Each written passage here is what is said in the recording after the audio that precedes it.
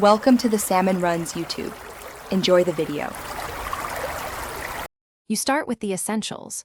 Warm the engine so valves and fuel trims settle. This matters because cold idle reads high. Once done, put the bike in neutral and steady it on the stand. Make sure the tachometer works. You need accurate RPM feedback. Next, find the idle adjustment, either the idle screw near the throttle body or the ECU idle setting on FI models, and take the first tiny turn, then let the engine stabilize before reading RPM again. You now move into careful tuning. Adjust in small increments because throttle plates are sensitive. 1/8 to 1/4 turn, then wait several seconds and watch RPM settle.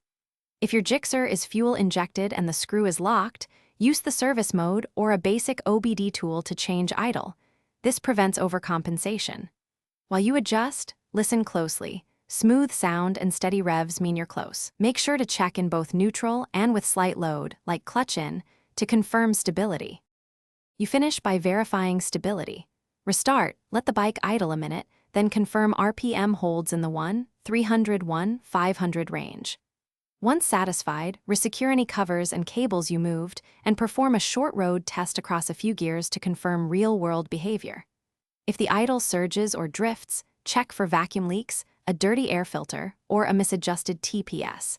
If using FI and problems persist, a dealer ECU reset or throttle body sync may be required. Thanks for watching. Consider subscribing if we helped you.